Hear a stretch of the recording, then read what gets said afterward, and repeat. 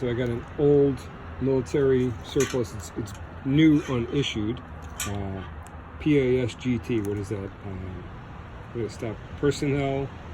I can't even think of the what PASGT means. Basically an old KPOT for you former military guys. It's brand new, never been issued. It's got an original band. It's got the instruction booklet. It's a small, which normally when I was in the Army I took a medium, but basically using Oregon Aero's upgrade, the Bliss kit, ballistic liner and suspension system. There's some of the pads here, which they seem nice and soft and comfy. And there's suspension system here, new straps, Velcro, all of that. We're going to convert it to a more modern and usable setup because I have some night vision on the way.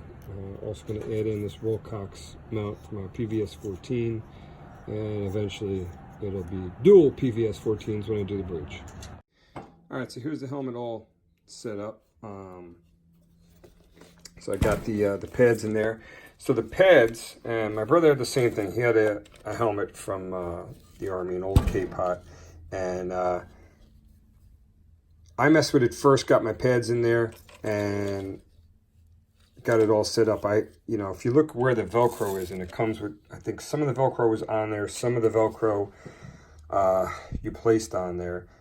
You had to play with it. One of the issues too I had,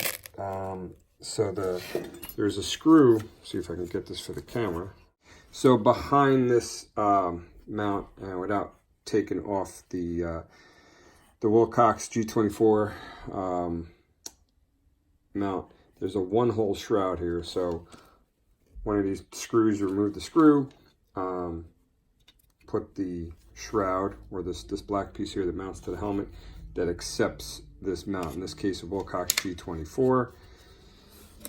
When you do that, you're supposed to be able, with the new band that comes with the helmet, it should be able to go through the plastic band, just kind of like over here you can see one. So there's a screw on one side, and then it screws into this little piece in here, and it goes through those little holes. I couldn't do that. For some reason, it just wouldn't catch.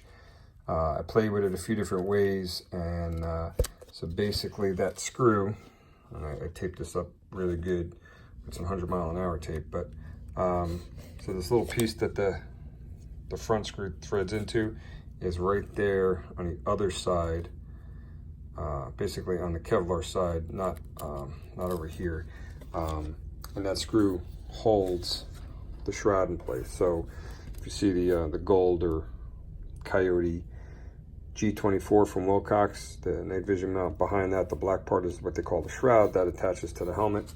There's a screw through there, and it doesn't go all the way through to this plastic piece, this band that runs around the inside of the helmet. It just couldn't get enough teeth into it.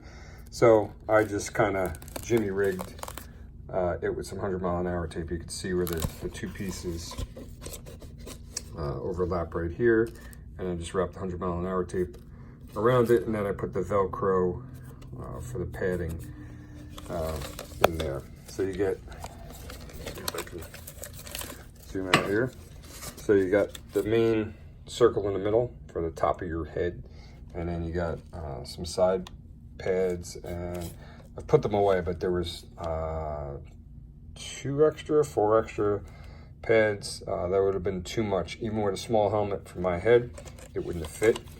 So I really like the suspension system. I don't like the fact that you leave these, so when you screw the side screws that used to hold the old chin straps in, the ones that came with the helmet, you leave these little nuts exposed, but I guess it's not the end of the world. It's just something, I don't know, I don't like it, but whatever. It doesn't take away from the use of the helmet. And then the chin strap's good. You got I believe they call this the nape around the back of the head. That touches the base of the skull. What I need to do is fold up all the excess. I've adjusted it a bunch. I put the night vision on it and adjusted it as well. And this nape piece here, that really helps take some of the stress away from your head. So, you know, I got this for free, this surplus helmet, and again, brand new, unissued. I think it was $70. Again, obviously it's a green helmet. This, I don't know if the camera's really showing it, is on Argon Precision. Again, I believe is the name of the company. Yeah, Argon Aero, sorry. On their website, this coyote color was like $70 for the whole kit. And if you got, I don't know, the other one was green. I don't know if they had black, but otherwise like $140. So by choosing this color, which it matches it a little less in person than it does on camera, but I saved a whole bunch of money. So, you know, there's that, and I'll throw it on for you so you see how it looks. All right, so there's the helmet on my head. Obviously, I got these this excess here, that these little tabs, you can roll it up and stick it under there, and they're everywhere, even in the, see if I can get the back part.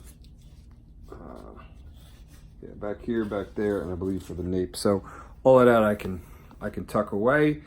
And I'm actually pretty shocked that the helmet, even though again I took a medium in the Army, this small fits me fine, and maybe it has to do with the suspension system. And the suspension system feels way better than that old like leather, I guess it is, or fake leather strap for the you know, the KPOT that you would normally get in the Army. Way better. And there's supposedly an even better, I forget who makes it, but Tactical Night Vision TNVC, they have a set of pads that's supposed to be even nicer. But these feel pretty good. Even shaking my head up and down, you know, you can feel the weight of the helmet. And then when I put the goggle on, you can feel it as well. But I mean, you could feel, hopefully I can get this on the camera, but this piece here, again, I believe they call it the nape, that goes right across the base of your skull, and that supports the weight of the helmet, especially with the night vision on it when it's down, because you got that extra weight on there. So there's the helmet. I'll do some videos on the night vision as well.